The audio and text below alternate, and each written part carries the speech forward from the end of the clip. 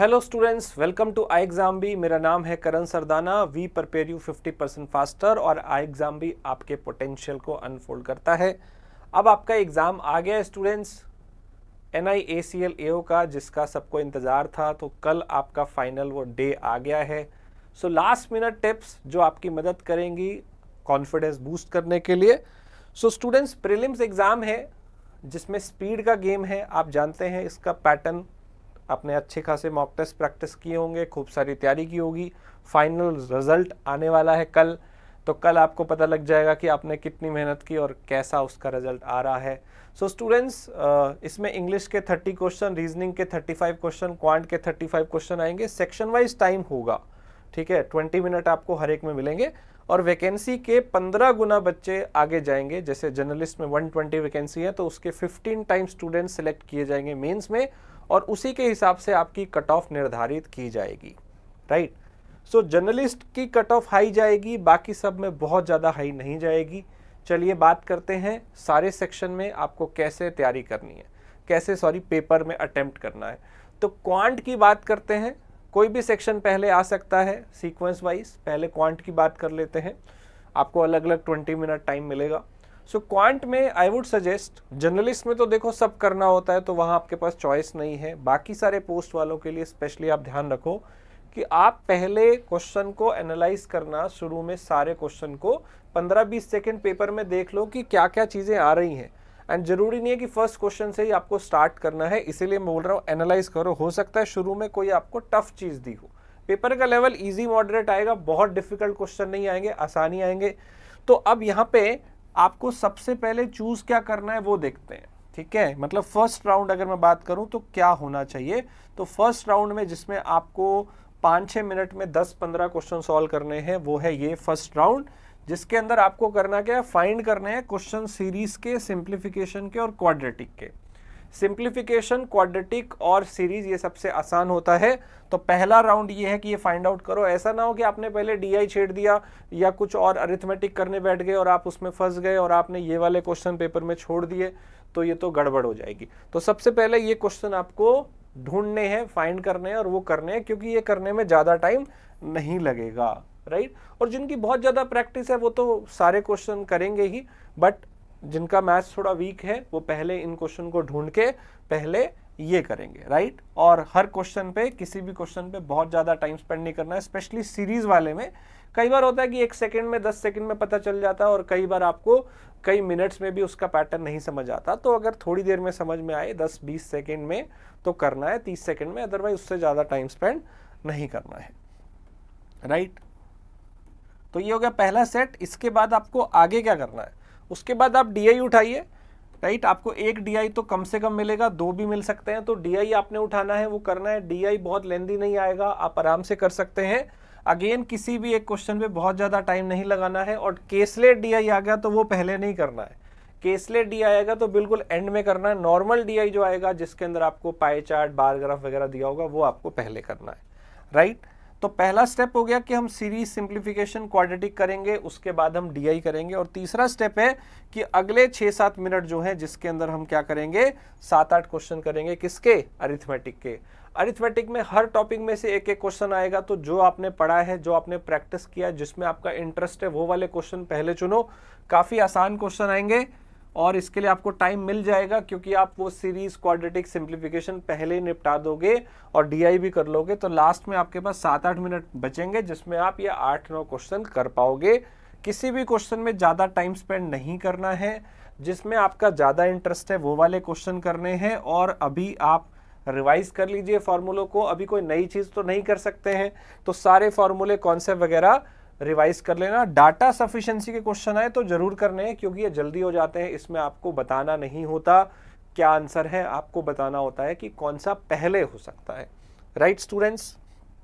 तो इसका आप करिएगा। एंड लास्ट में आपके पास अगर केसलेट DI आता है तो सबसे लास्ट में आपको केसलेट DI करना है।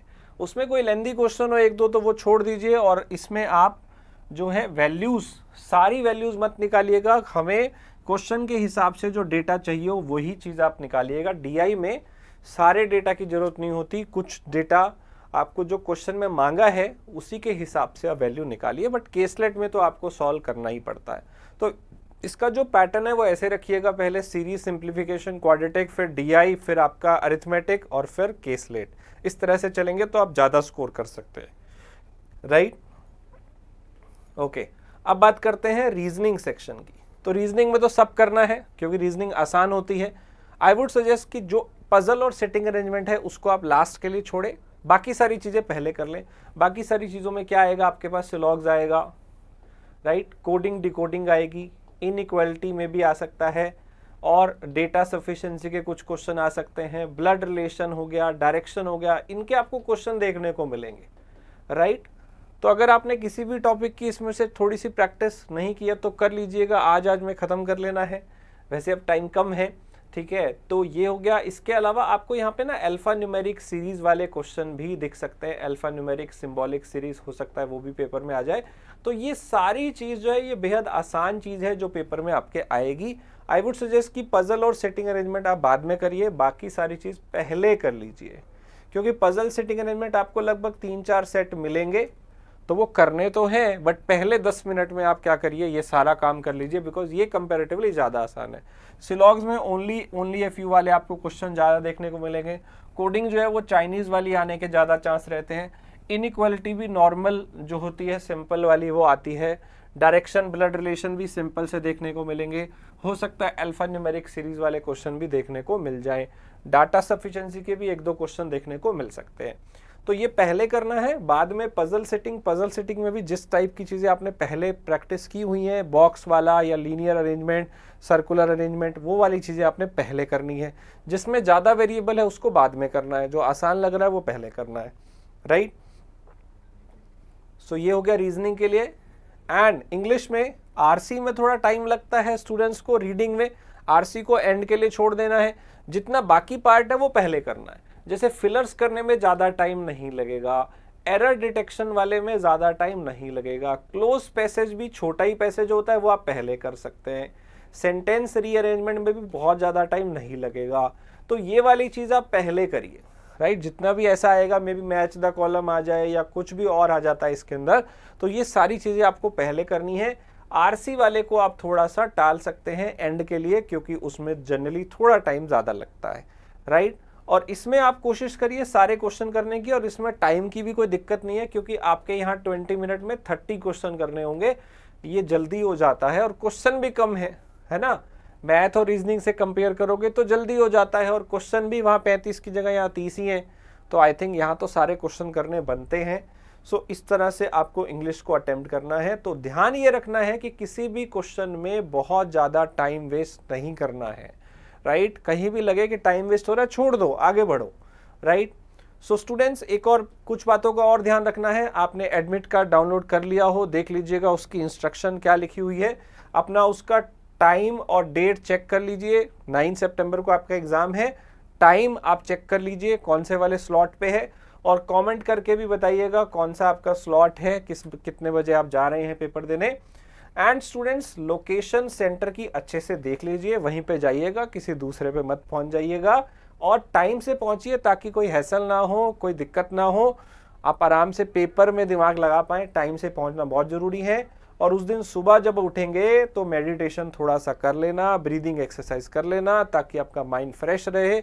एक्सरसाइज करने से हम और ज़्यादा बढ़िया काम पेपर में करके आएंगे। अच्छा खाना खा के जाना, और एक दिन पहले यानी कि आज रात को अच्छे से आप सो के जाना, अच्छी नींद होगी तो पेपर भी अच्छा जाएगा। जल्दी सो जाना, राइट। और एडमिट कार्ड, फोटोग्राफ, आईडी, और जो आपको आईडी पासवर्ड जो भी आपको चाहिए, आईडी कार्ड, फोटो वहाँ पे जो चाहिए, और जो आपको अंगूठे का वो स्टैंप लगा के जाना होता है पेपर पे, वो सब आप चेक कर लीजिएगा। वो सारी चीज़ें रेडी करके जाइएगा, ताकि एंड मोमेंट पे आपको दिक्कत ना हो, उसकी वजह से पेपर खराब हो जाता है। सो स्टूडेंट्स, प्री एग्ज़ाम कल हो जाएगा। अगर हो जाएगा अच्छा तो तैयारी मेंस की शुरू कर देना, बहुत अच्छा नहीं होगा तो आगे आने वाले एग्ज़ाम है। आपके पास SBI PO आ रहा है, SBI क्लर्क है, अभी IBPS PO आना है, एग्ज़ाम आते रहेंगे, आप तैयारी में लगे रहिएगा। NIACL असिस्टेंट भी आएगा। सो प्री एग्ज़ाम होता ही आपने मेंस की तैयारी शुरू कर देनी है, 1 सेकेंड भी वेस्ट नहीं करना है। कट ऑफ के बारे में मत सोचने बैठ जाना, right. So last but not the least, don't stress नहीं लेना है, यही मौका है जब आपको परफॉर्म करना है। Do your best, forget the rest, all the very best. Right students, so I exam भी की तरफ से all the very best students. हम विश करते हैं कि आप ये पेपर जल्दी क्लियर करें और आप हमारी सक्सेस स्टोरीज बने। We prepare you 50% faster. So students, all the very best. आपका जो अटेम्प्ट है वो आपने कल शेयर करना है। कल हम एनालिसिस लेके आएंगे सारे सेशंस के, सारी शिफ्ट के। Right students, so all the very best. Thank you.